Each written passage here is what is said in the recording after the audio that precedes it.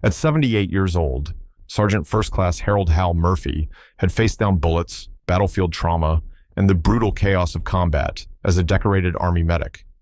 But nothing prepared him for the cold indifference of a hospital front desk.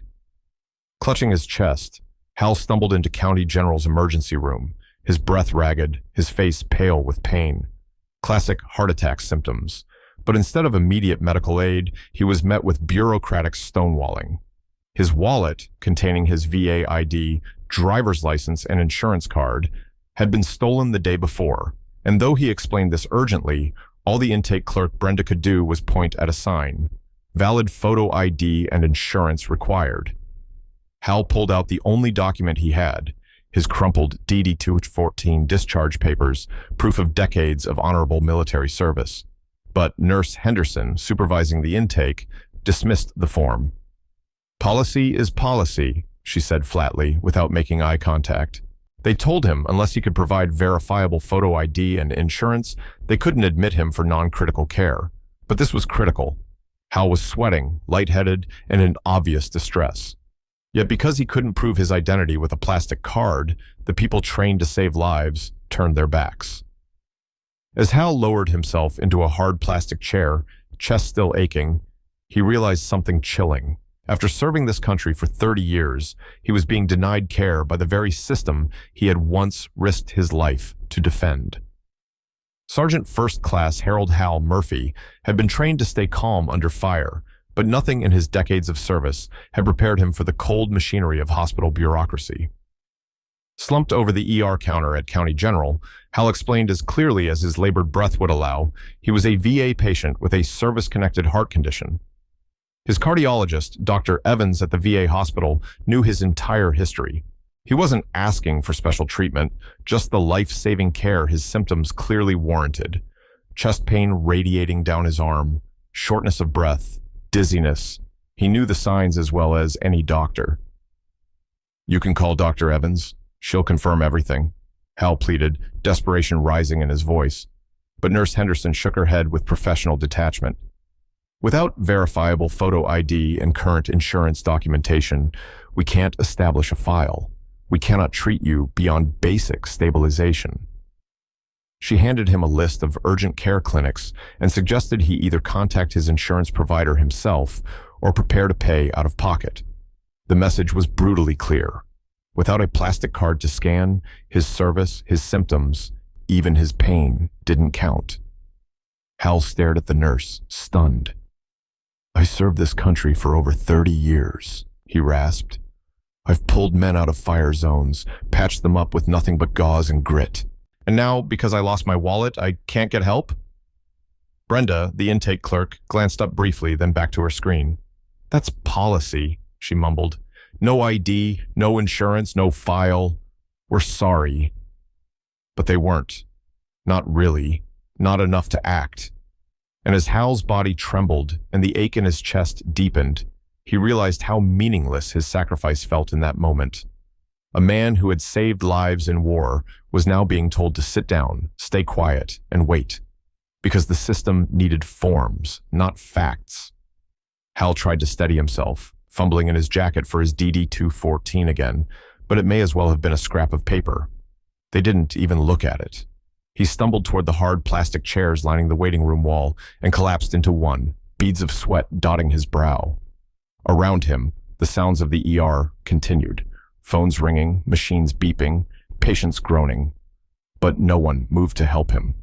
The feeling of humiliation sank deeper than the pain in his chest.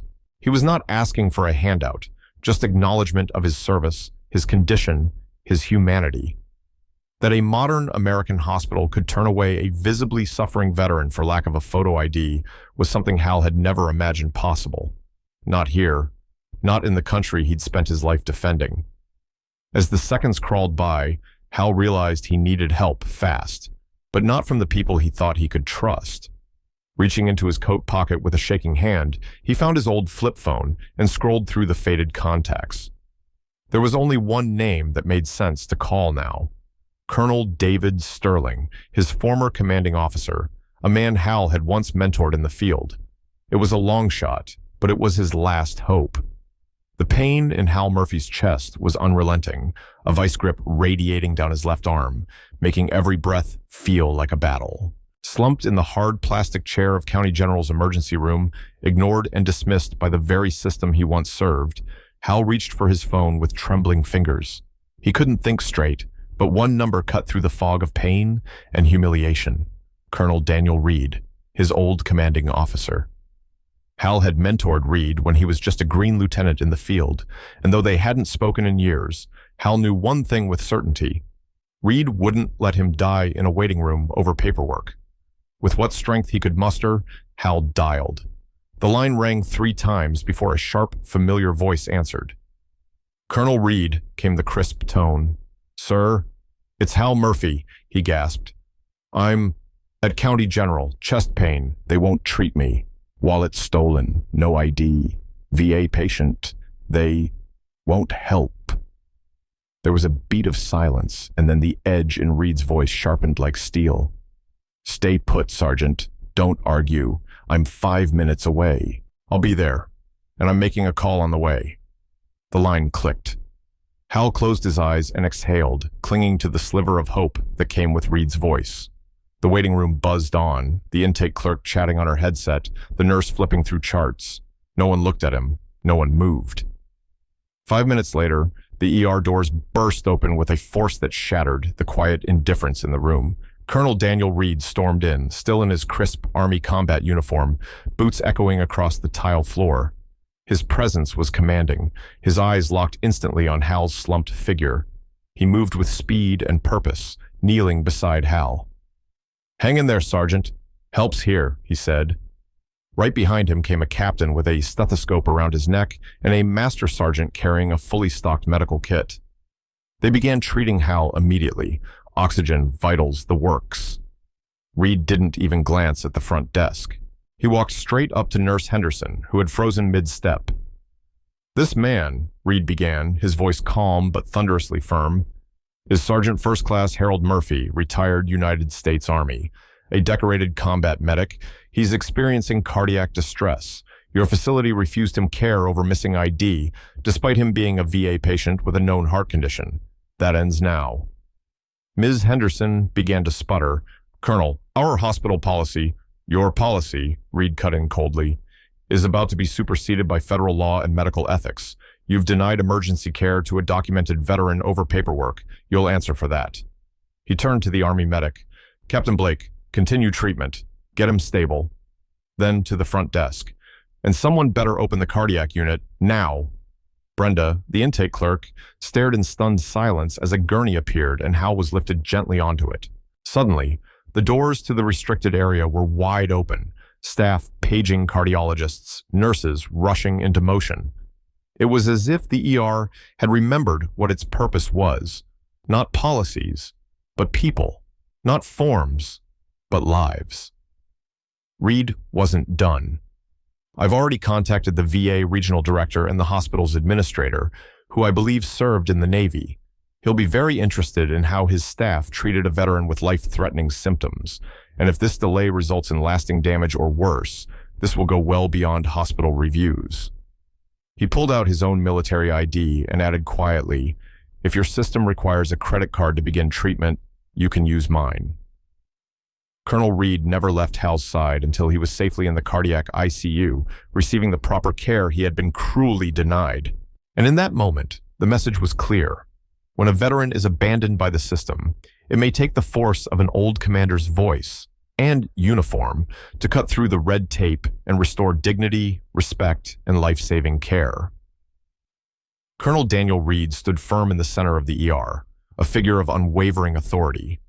The staff, who only minutes earlier had refused to admit Sergeant First Class Harold "Hal" Murphy, were now scrambling to respond.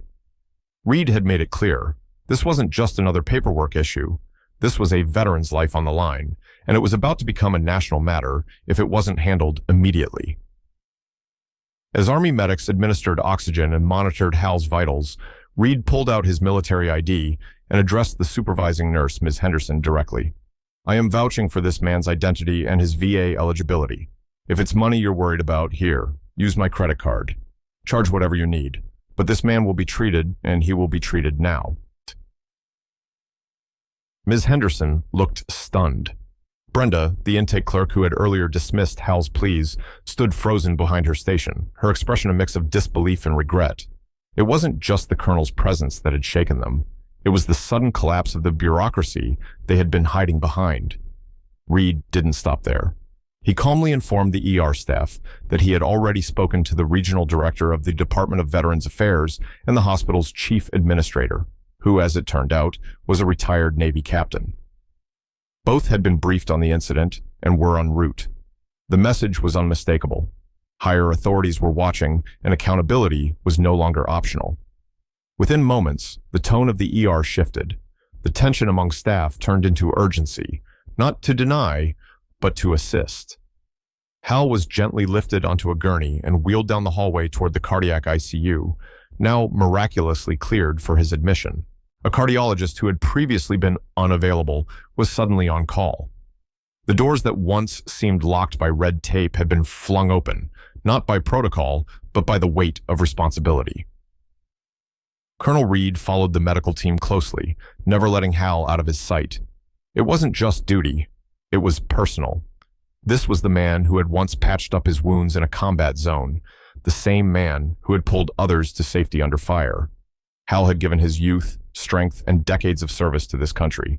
Reed would not let his sacrifice be forgotten in a cold waiting room. Roughly an hour later, the hospital's chief administrator, Captain Walter Mason, arrived at the ER. He moved with urgency and purpose, approaching Colonel Reed with a somber expression. "Colonel," Mason said, offering his hand, "I've been fully briefed. This never should have happened. I offer my deepest apology on behalf of County General." Reed nodded, but didn't return the handshake right away. "This nearly cost a man his life, Captain. Hal Murphy deserved better." "I agree," Mason replied. "A full investigation has already begun. The intake procedures, staff conduct, everything is under review. There will be consequences." Only then did Reed shake his hand. "Good. That's the least he deserves." Back in the ICU, Hal was finally resting, hooked to monitors, stabilized, and receiving care that should have been given the moment he walked through those ER doors. The Army medics remained with him until the hospital staff took over, ensuring continuity of care.